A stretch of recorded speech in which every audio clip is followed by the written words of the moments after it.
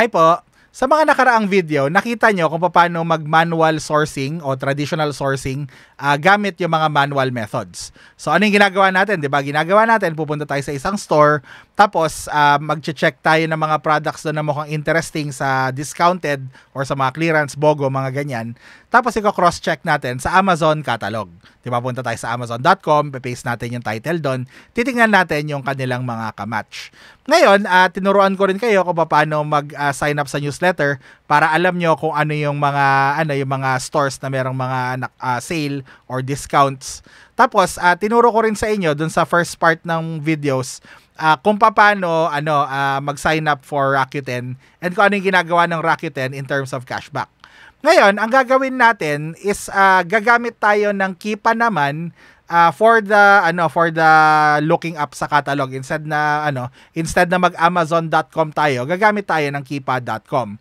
Tapos ipapakita ko rin sa inyo kung paano gamitin yung Rakuten para makakita rin ng mga discounted na mga stores, meaning yung mga stores na merong offer na na parang clearance or discount sa kanilang mga products, okay? Saka yung mga brands. Ipapauna ko lang na na yung search ng Keepa ay hindi siya ganun ka-advantageous naman kumpara sa Amazon. Kundi it's just a different way of viewing things. So, pwede nyo subukan, tignan nyo lang kung ano yung mas convenient sa inyo. Pero at least itong pagtingin sa Rakuten, so this is another thing na pwede nyo idagdag sa mga ways niyo para makahanap ng store na kakalkalin para sa traditional sourcing.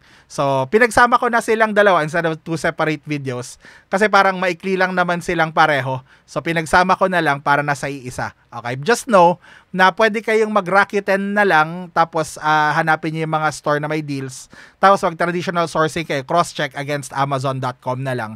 Ibis na Keepa. So, pero this is still an option. So, gusto ko lang na makita ninyo para lang meron kayo extra preference. So, kung ready na kayo, let's go to my screen. So, yan. Unang gagawin natin ay pupunta tayo sa Rakuten. Okay, rakuten.com to.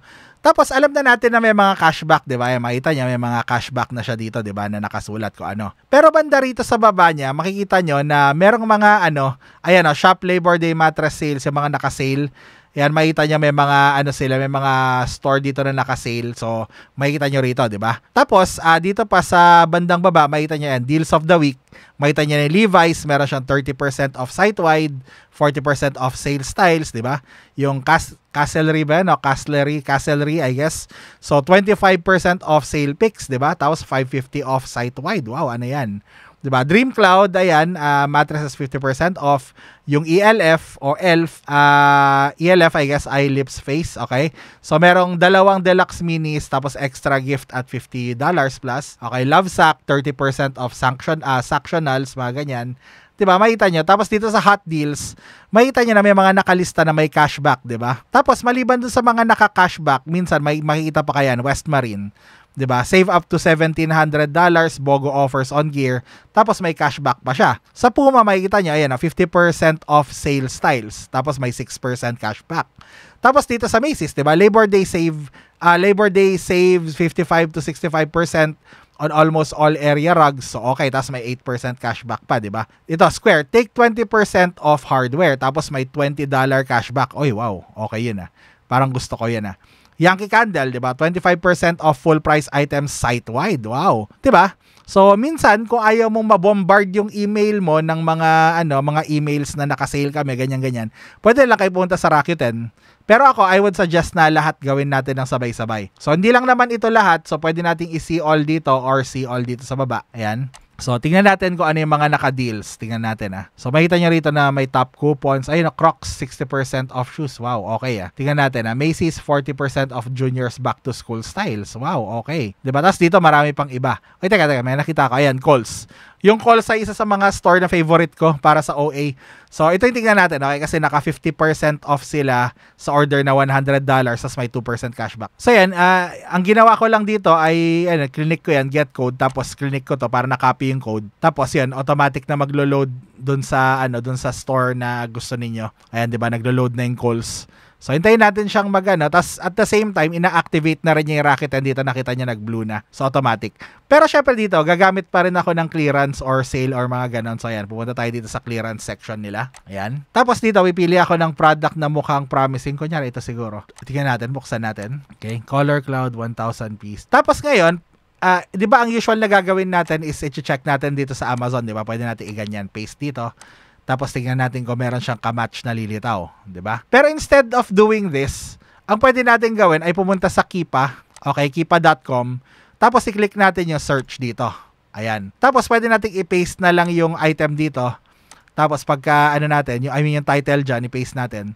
Tapos yan, makita niyo iba-ibang mga potential na ka-match ng product. So, 'di ba? So, it's another way of looking at it na instead na ganito, parang pwede niyong gawin ito. Okay? So, hindi naman siya super special kasi ano lang naman yung price, yung ano niya, kung binebenta siya ng Amazon, makita niyo na rito. So, makikita rin naman natin sila dito. So, I'll leave it up to your personal preference kung anong mas gusto niyo yung itsura. Pero at least, it's something na it's an option kung kung mas hiyang nyo to, then Keepa ang gamitin ninyo. Kung mas hiyang nyo na gamitin yung Amazon.com, so Amazon.com ang gamitin ninyo. So yun lang naman ang gusto ko ipakita sa inyo sa video na to. So aside from signing up for the newsletters ng mga iba't ibang mga store, so pwede kayong dumaan sa Rakuten. Especially kung ayaw nyo nakukulit kayo sa sa email ninyo ng mga marketing emails. Tapos automatic na na-activate yung Rakuten.